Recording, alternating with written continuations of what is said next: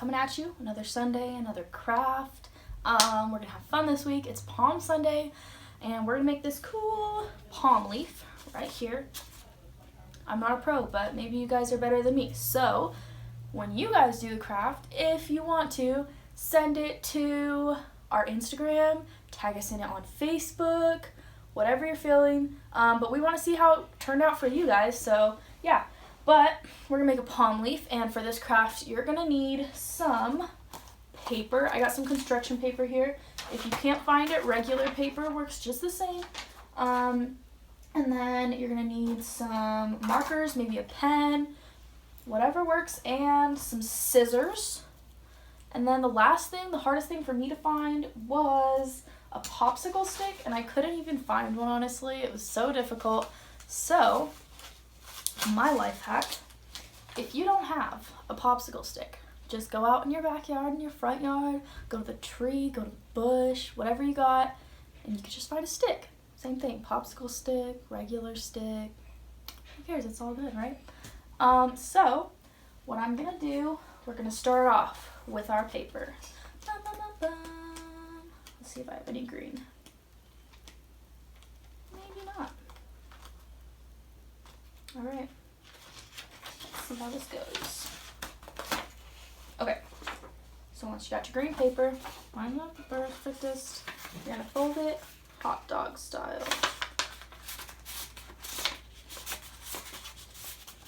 And boom, hot dog style. Hot dog style is long ways for anybody that didn't know that.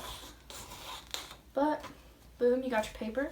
And then you're gonna cut it kind of like a rainbow, like that. It doesn't have to be perfect. Your rainbow is as good as my rainbow. It's probably better actually. So let's do this.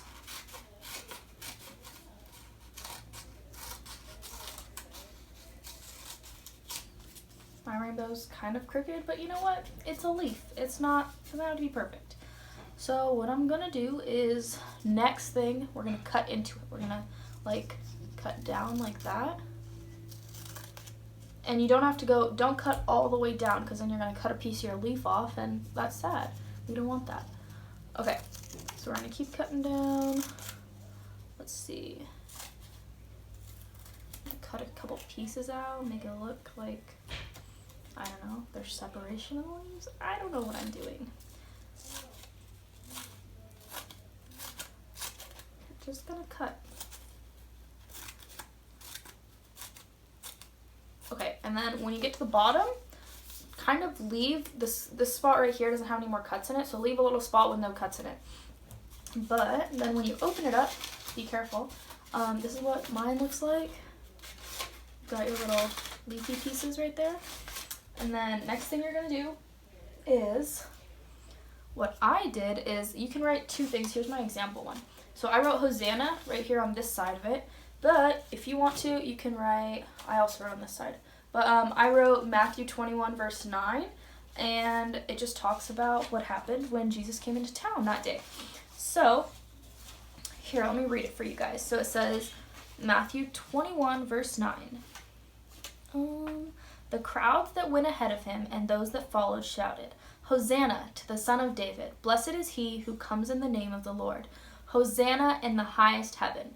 So that I thought was just a perfect thing, because it kind of explains, gives you a picture of what's going on when Jesus came into town. And if you read the whole Matthew 21, like 1 through 11, you'll kind of know exactly what happened while he was coming into town. He rode on a donkey, but we'll get into that in the lesson later.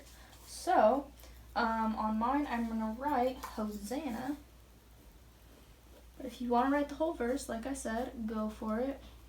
I just already wrote it once, and I don't want to write it all over again. So we're going to write Hosanna, and I put a little exclamation point because it's exciting. And next, here's where our stick comes in. Oh, you're going to need some tape too, tape or glue, but something like that. So this is my stick, and what I'm going to do is take it, and here's the front. We're going to put it on the back right here, boom, like that. And this is the only tape I could find, so, you know, it's going to have to do. We're going to work with it if I can find the end. Alright, grab yourself a piece of tape. And you're going to stick it to the back. We're going to see how this turns out, because boom. And I'm going to do another one so the stick doesn't go anywhere. It's going to be so secure. Dun, dun, dun, dun. Okay, boom. And that's what you got. And you can like wave it in the air like a fan. Super nice. All right, well, that's our craft for today, guys. I hope you guys are having a good staycation still. Hope you guys are having fun at home on your Palm Sunday. I'll see you next week, okay? Or Tuesday even, actually. So I'll see you later, guys. Bye.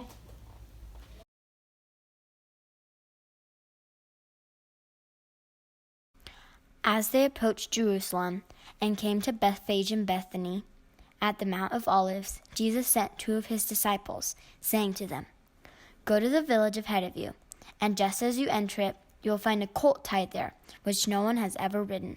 Untie it and bring it here. If anyone asks you, 'Why are you doing this?' say, 'The Lord needs it, and will send it back here shortly.'" They went and found a colt outside the street, tied at a doorway. As they untied it, some people standing there asked, "What are you doing, untying that colt?" They answered as Jesus had told them to, and the people let them go. When they brought the colt to Jesus and threw their cloaks over it, he sat on it. Many people spread their cloaks on the road, while others spread branches they had cut in the fields. Those who went ahead and those who followed shouted, "Hosanna! Blessed is he who comes in the name of the Lord. Blessed is the coming kingdom of our father David. Hosanna in the highest heaven." Jesus entered Jerusalem and went into the temple courts.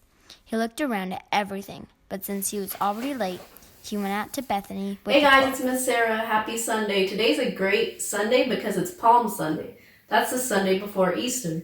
And in the Bible, the Sunday before Easter was a day that Jesus rode in Jerusalem on a donkey, and everybody started to realize he was the king. And today we're going to learn about what kind of king Jesus is. Now the people were waving branches at Jesus and laying cloths down on the floor for him to ride on, because that's what you would do for a king. And they were starting to recognize that Jesus is a king. But what the people wanted was different than what they needed. So Jesus is going to teach us the real kind of king that you need. See, the people had a bad king. And they thought, we could get rid of this bad king. We could be happy. We could have peace. Now, last week we learned that the way you get peace is to remember Jesus is always with us. If Jesus is with you, you have peace. All you need is Jesus with you, and you can make it through anything. But the people thought, well, we just need to get rid of this king, and then we'll have peace and be happy. And sometimes we think like that. Maybe we don't have a king, but maybe we have a person we don't like in our life. Or maybe we think if we just didn't have to go to school, we could be happy. If we just get rid of that one person, we could be happy. Whatever it is, we're trying to get rid of, and we're like, we could be happy once that happens. And Jesus came to say, you guys are right. You need a king. You need a king to help you, but you need a different kind of king. And Jesus is a different kind of king. That's why he rode into Jerusalem on a donkey. Our friend Hannah rode in the video on a horse because that's what she had. But in the real story, Jesus rode in on a donkey because he is a different king. He's a servant king. And I have my hat upside down, my crown here, because I want you guys to remember Jesus is a different kind of king. He's the best king. He's called a servant king. And that means he comes to give you what you need. That's what a servant does. And he's there for other people always. He's always giving other people what they need. But there's one thing he knew they needed. Remember, the people thought they needed a king and they'd be happy. And Jesus is saying, no, it's not the king. I'm going to show you guys what you need. So Jesus went and he had dinner with his friends, the disciples. Remember the ones on the boat? And they had some bread and they had some wine. And Jesus took the bread and he took the wine and he taught the people what they really needed. He taught his friends, the disciples, and it's in the Bible, and I'm going to read it for you.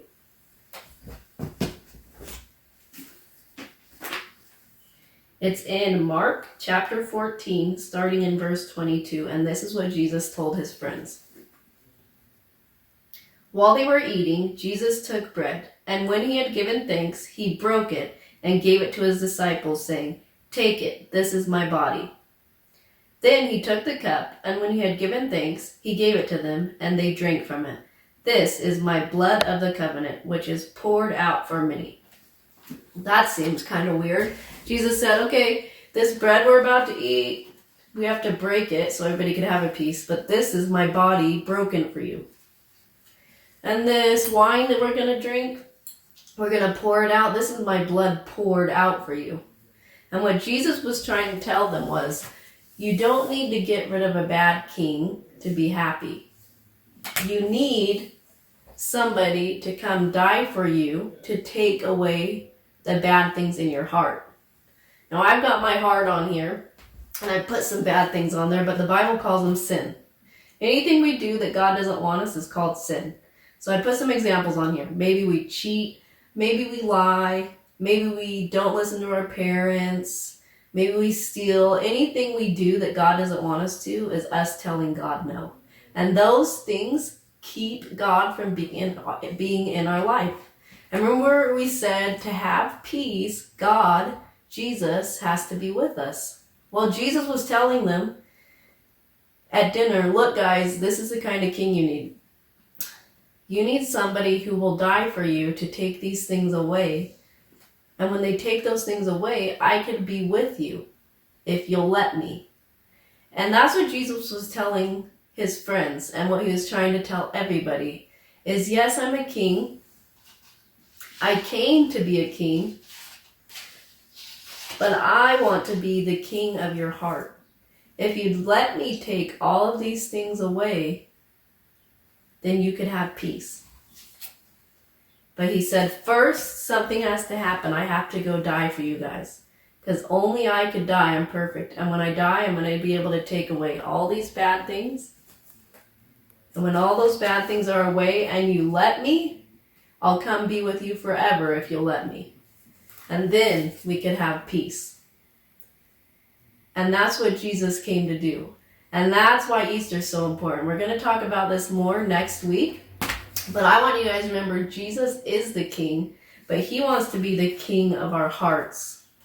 He knows exactly what we need. And next week, we're going to talk more about how Jesus dying and raising from the dead could help us have peace and be happy forever, okay? So don't forget Tuesday to tune in. I'm glad you guys came to join us again, and I hope you're having a good week.